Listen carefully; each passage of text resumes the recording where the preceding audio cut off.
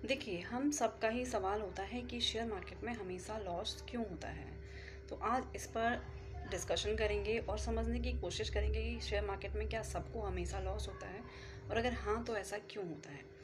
देखिए, share market में दो ही चीज़ें पॉसिबल हैं, एक तो प्रॉफिट और दूसरा लॉस। तीसरी कोई सिचुएशन नहीं है। हाँ, आप कॉस्ट टू कॉस्ट निकल जाते हो, वो एक अलग बात है, वहाँ पर भी आपको ब्रोकरेज वगैरह देना पड़ जाता है। अब बात करते हैं कि हमें लॉस क्यों होता है। तो उसका आंसर है, क्योंकि किसी को प्रॉफिट हो रहा है तो किसी न किसी को लॉस ज़रूर होगा। और जिसको प्रॉफिट हो रहा है वो प्लान्ड वे में काम कर रहा है, उसके पास एक प्रॉपर प्लान होता है। लेट सपोज फॉर एग्जांपल, किसी प्लान्ड पर्सन ने एक शेयर खरीदा, शेयर एक्स। उसने वो खरीदा तो उसको उस पर 10 रुपये का नुकसान होने लगा, तो उसने वहीं पर एवरेजिंग करना चालू कर दिया। क्यों? क्योंकि सब उसके पास एवरेजिंग का प्लान था। ऐसे ही शेयर मार्केट में कुछ लोग जो प्रॉपर प्लानिंग से काम करते हैं और कुछ लोग हैं जो बिना प्लानिंग के कहीं पर भी रैंडम एंट्रीज बनाते हैं और उन्हें नहीं पता कि अगर उन्हें नुकसान होना शुरू हो गया तो वो उसको कैसे रिकवर करेंगे या उसको कैसे मैनेज करेंगे। तो शेयर मार्केट में लॉस होना, फिर उस लॉस को मैनेज कर लेना, उस मैनेज करके उसे प्रॉफिट में कन्वर्ट कर लेना, ये प्लानिंग का हिस्सा होता है जो बहुत कम लोग करते हैं।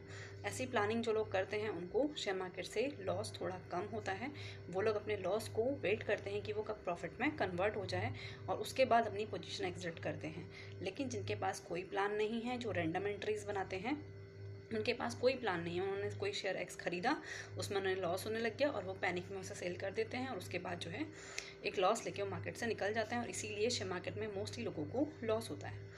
फिर दूसरी चीज़ क्या होती है, एक तो ये होता है कि फेयर गेम हो। जैसे नॉर्मली क्या होता है, कोई भी गेम हो रहा है, फेयर गेम है, जो रूल्स बने हैं उन रूल्स को फॉलो करके गेम खेला जा रहा है, तो वहाँ पर या तो विनिंग होगी या लूज़ होगा।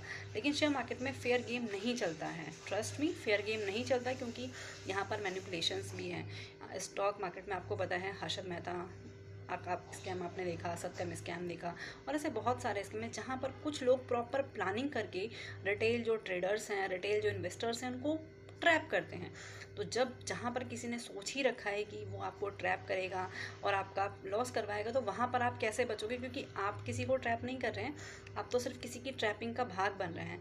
आप कोई सोच कर बैठा है कि मुझे इस पर्सन को लॉस कराना है, तो वो मार्केट में पंप और डंप वाला सीन चलता है। अचानक किसी शेयर के प्राइस आपको पंप होते हुए दिखेंगे और आप उसके शेयर प्राइस को पंप होते हुए देख के बिना उसका कारण जाने आप उसमें एंट्री बनाएंगे।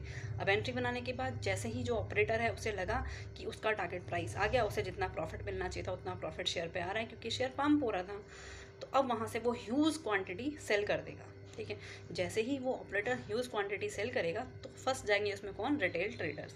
अब रिटेल ट्रेडर फंस जाते हैं, उनको एग्जिट नहीं मिल पाता और फिर वो लॉस लेके बैठे रहते हैं या फिर लॉस में एग्जिट करते हैं। तो ये वजह होती है दूसरी, कि आप ऑपरेटर की प्लानिंग का हिस्सा होते हो, आपका अपना कोई प्लान नहीं है।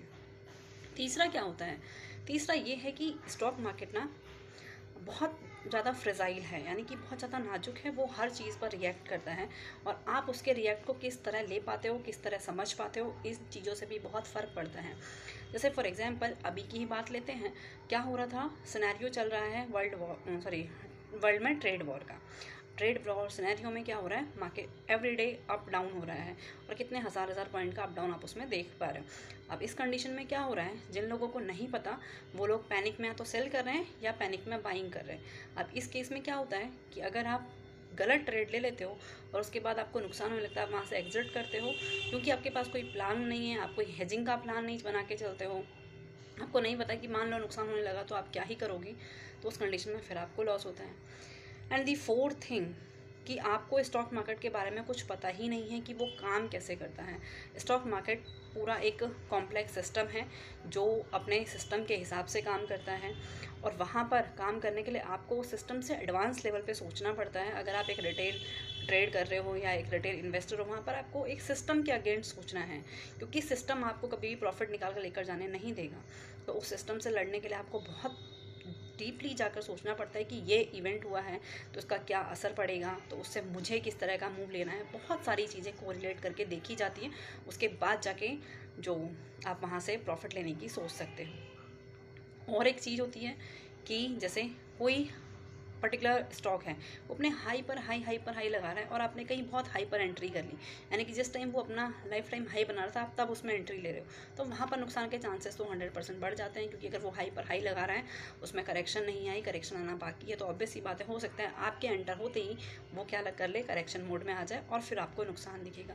ये कुछ बातें मैंने डिस्कस की जिसकी वजह से हम स्टॉक मार्केट में लॉस करते हैं।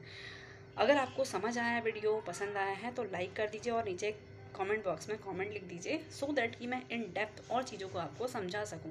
स्टॉक मार्केट में बहुत डेप्थ है, जितनी डेप्थ किसी सागर में होती है ना, या किसी समुद्र में होती है, किसी सी में होती है, उससे ज़्यादा डेप्थ स्टॉक मार्केट में है, अगर आप समझना चाहें तो।